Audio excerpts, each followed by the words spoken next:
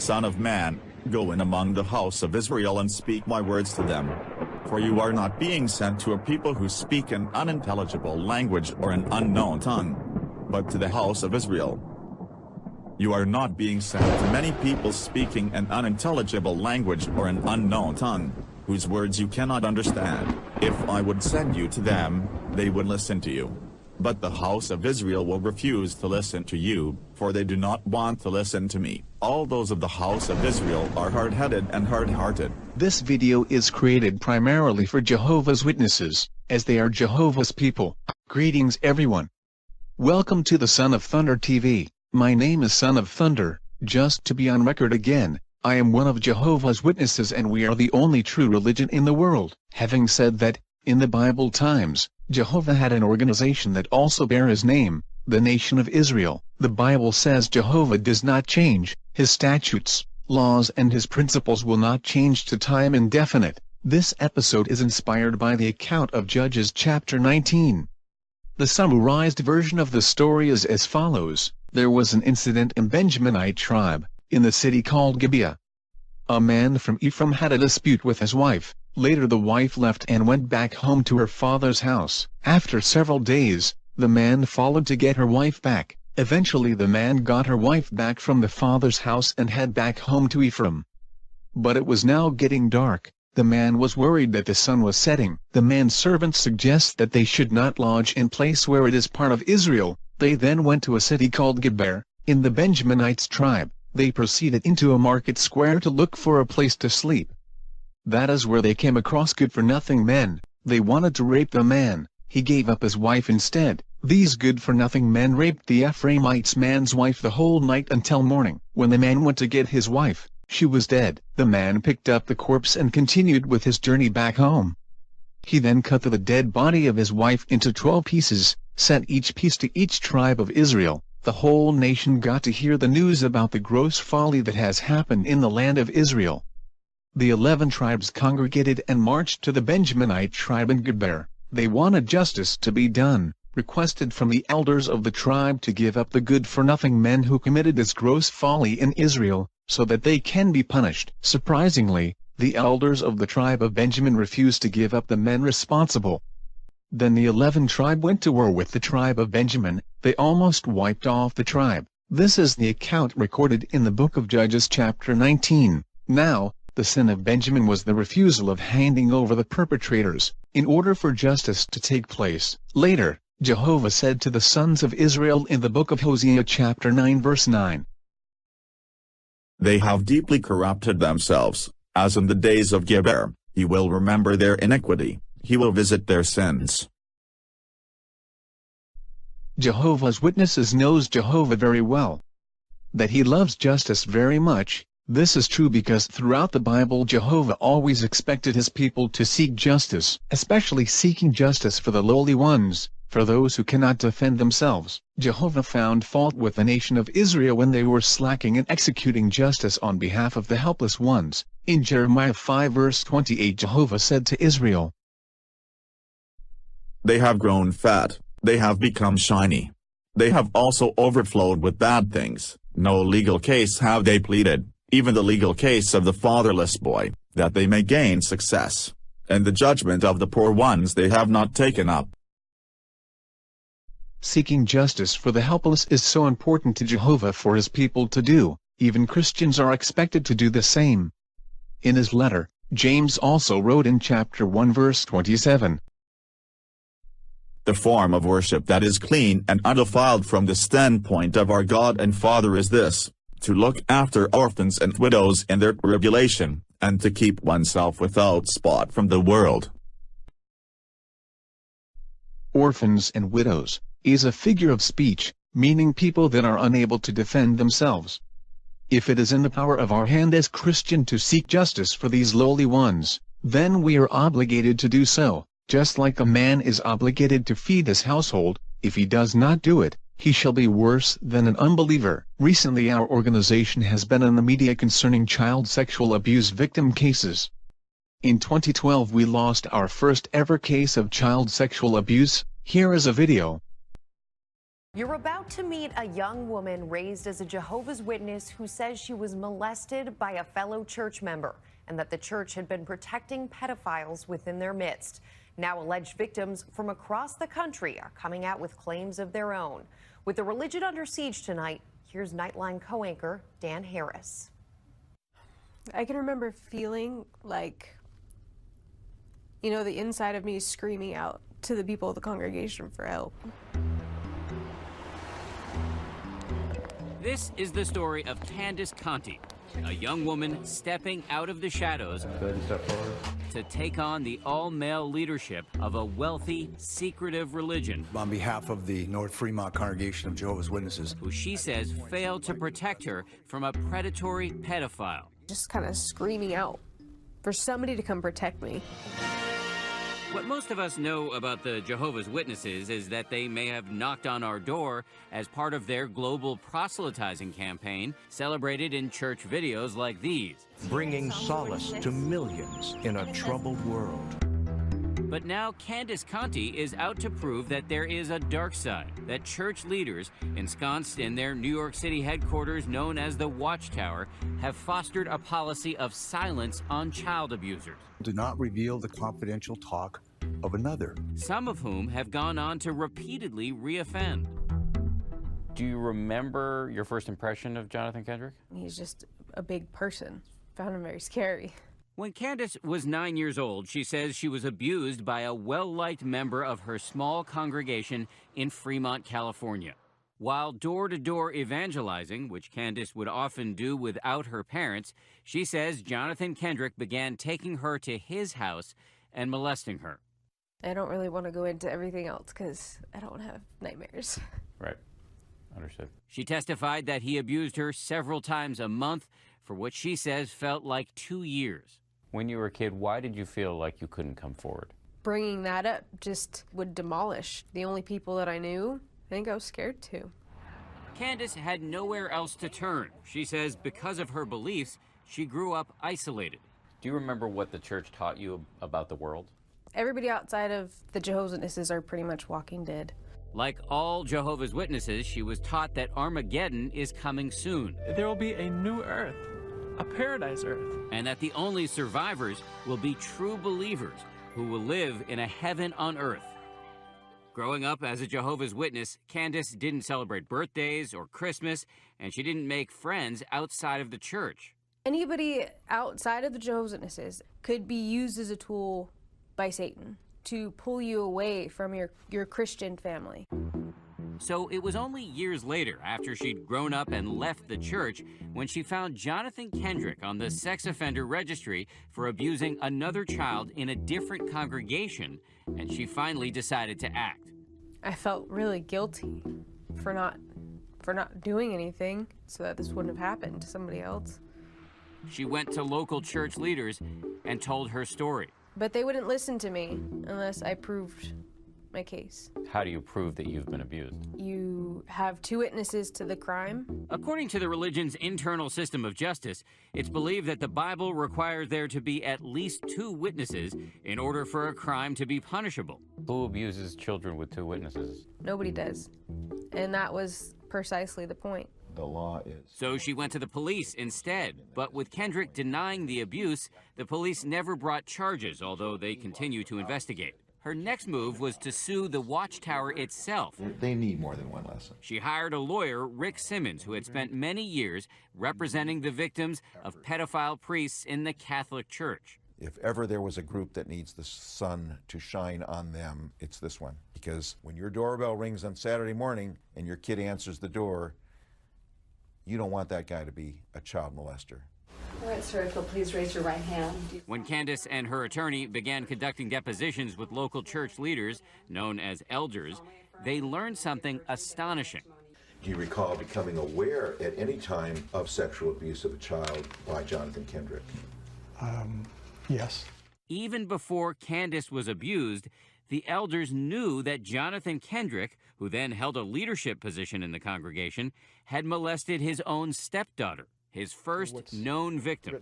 He confessed to touching her one evening when he came home. And yet the elders did not call the police and did not warn the rest of the congregation. Did that make you furious? Yeah, I was disgusted. I was absolutely disgusted. It was more damage control at that point than saving somebody. What was the reason that the congregation was not notified? We don't make that public to the congregation. That's confidential. A confidentiality policy set by the church leaders back in New York. In a series of letters to elders across the country on the issue of child abuse, the Watchtower made its policy clear.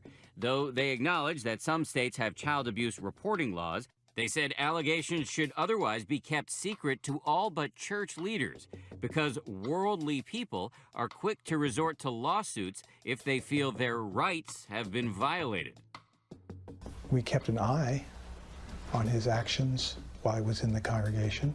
They also removed Kendrick from his leadership position per Watchtower policy on the grounds of uncleanness. The members of the North Fremont Congregation of Jehovah's Witnesses abhor child abuse of any form. In court, attorneys for the church argued that it's not the responsibility of a religious organization to protect children from sexual abuse by other congregation members. The Jehovah's Witnesses are not a youth group. They said the church provides education to parents on the risk of sexual abuse, but they argued that Candace's alleged abuse never took place on church property. And they also questioned whether she was specifically assigned by the elders to go door-to-door preaching, known as field service, with Kendrick. The elders did their job spiritually, and I think that's all we can ask of these men. Thank you. The Watchtower denied our request for an interview, but sent us a statement peppered with Bible citations that said victims of child abuse have the right to report to governmental authorities and that the church won't stand in their way, adding that they do not shield abusers from authorities or the consequences of their actions. The jurors sided with Candace. One step closer, oh my gosh. In a landmark verdict in 2012, she was eventually awarded more than $15 million. The Watchtower is appealing the case. I felt wrong and I felt dirty. Candace Conti's victory has opened the floodgates. I just want him to be behind bars where he belongs. Apparently inspiring around 24 other alleged victims from across the country to file lawsuits accusing church leadership of covering up charges of abuse. Absolute silence to protect itself from scandal. But as these alleged victims muster the courage to tell their stories, their alleged abusers, like Jonathan Kendrick, are steering clear of the spotlight. Okay, this is his street. We're pulling up to his house. He was absent from the trial, and he denied our repeated requests for an interview. So we went to see him. Mr. Kendrick, my name is Dan Harris. I'm from ABC News. Can we talk to you about Candace Conti? My statement is this. I've never been alone with Candace Conti. I never molested Candace Conti. Do you really think she's just making this up? What do you mean, think? I just told you. You never did any field service with her alone? Never. I've never... Okay, get this right. I've never been alone with Candace Conti. Ever. Never have I been alone with Candace Conti. Kendrick strongly denies it. I'm sure that's the smart thing for him to say. But do you expect honesty from a child molester? Really? When you told church officials about what happened with your stepdaughter, do you think they should have told the rest of the congregation? That's not... Hey, you know what? It wasn't my call. I'm calling the police. Did they tell you to keep it secret? No, of course not. Could you please send the police to... This woman is Kendrick's current wife. Well, there's newspaper people here trying to get a story. You may remember that Candace only decided to step forward after learning that Kendrick had abused another child, a crime that landed him in jail for 7 months. That child, Kendrick's third alleged victim, was his wife's 7-year-old granddaughter. Can we ask you about the case with your granddaughter? No, you can't. Why not? Because it's none of your business. He paid for that crime. ABC News. Candace is now trying to move on with her life. She graduated from college and recently got engaged. but she says she will continue fighting on behalf of all of the victims of child abuse. And it's not just me. I don't hold a monopoly on pain. And if we can change that momentum, instead of being victims, we can have our words speak for change, then this pain might be a little bit worth it. Since Candace's verdict, the church appears to have made some adjustments to its confidentiality policy when it comes to child abuse. But critics, including Candace, say it's not enough. And Jonathan Kendrick? He says he's still a member in good standing of the Jehovah's Witnesses. You know what? For Nightline, this is Dan Harris in San Francisco. Candace Conti's victory followed by more lawsuits of child sexual abuse against the Watchtower Society in 2014. Here is a short news clip. 5:30. Fox 4 News starts now. Hello and good evening. I'm Steve Eager. First on Fox 4 News at 5:30 tonight. 6 people have filed a civil lawsuit saying when they were children, they were sexually abused by church elders within local Jehovah's Witness Kingdom halls. Attorneys for the plaintiffs, who are now adults, say this involves a major cover-up that spans decades. Fox 4's Dion Anglin is in our Dallas newsroom with more, including some reaction from one elder who is named in this lawsuit. Dion. Yeah, that's right. The lawsuit was filed Thursday. It speaks of years' worth of abuse to 5 girls and 1 boy. Their Dallas attorney thinks there are more abuse cases. The lawsuit alleges 6 children were fondled, groped, molested, and exposed to sexual acts during the 1990s while spending time with Jehovah's Witness elders in North Texas. This Kingdom Hall in Dallas is named as a defendant in the suit. Also this hall in Plano and another in Greenville. What we see repeatedly is that when one person has the courage to speak out and word of that spreads within the community, then others have the courage to. The suit claims a church elder at the time, Reginald Tyrone Jackson, committed many of the crimes. A public records search reveals Jackson has served time in prison within the last 10 years for indecency with a child, sexual contact, and is a registered sex offender. The 6 unidentified plaintiffs are now young adults. Each says the abuse spanned years during their childhoods when they were 13 or younger. We visited the address in the lawsuit listed as the place where Jackson lived and could be served. That is this address, right? Yes. And you're Reginald Tyrone Jackson? Uh-huh. But you don't think this is not you? No, that must be a mistake. That must be for something else. The man who answered confirmed he's Jackson, but seemed to know nothing about the claims against him, including the complaint which says Jackson groomed member children and then, while acting in a position of authority and trust, sexually abused them. It also says the governing body did not report this conduct to the authorities and did not otherwise warn members of the general public. The Turley law firm in Dallas filed the civil suit. It seeks at least $1 million for each plaintiff. You know, hopefully these plaintiffs, the people that we represent, these young adults, coming forward and speaking out will encourage others to do so and seek the help that they need. Now, the governing body of the Jehovah's Witness faith is the Watchtower Bible and Tract Society of New York, Incorporated. We have reached out to that entity for reaction, but so far it has not responded. Steve? Okay, Dion, years ago when this allegedly was going on, was there any outcry to the police? Was there any criminal investigation on this accusation? Well, according to the lawsuit and the filing attorney, no. They explained there was an outcry made, but because this particular faith requires there must be at least 2 people to attest to an incident, alleged incident of abuse before it's even looked into. There was never an internal investigation, nothing ever reported to police, and that's something the attorneys say they're hopeful that this lawsuit can change. Steve? Okay, Dion Anglin, our Dallas newsroom, thank you. Lawsuits after another. True to Jehovah's word when he spoke through Hosea to his people, in chapter 10 verse 4 Jehovah said, They make many promises, take false oaths and make agreements, therefore lawsuits spring up like poisonous weeds in a plowed field.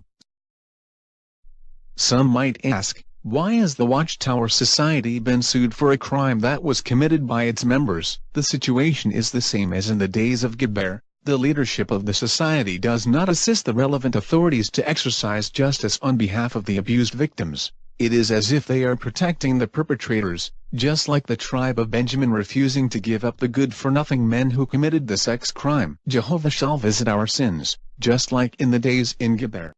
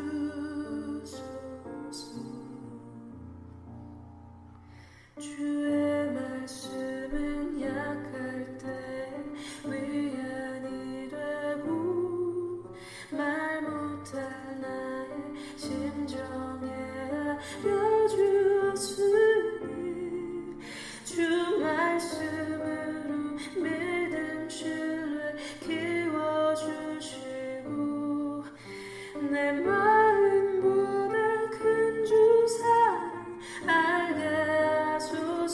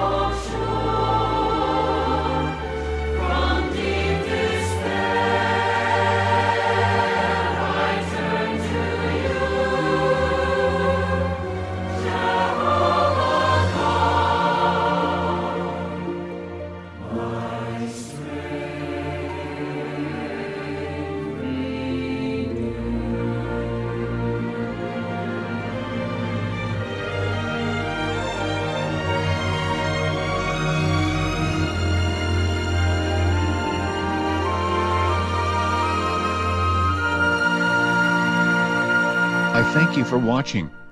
Join me on another episode to gain understanding as to why might Jehovah be angry at us as his organization. Son of man, you are living in a rebellious house. They have eyes to see, but they do not see, and ears to hear, but they do not hear, for they are a rebellious house. As for you, son of man, prepare for yourself luggage for going into exile. Who is wise? Let him understand these things. Who is discreet? Let him know them, for the ways of Jehovah are upright, and the righteous will walk in them, but the transgressors will stumble in them.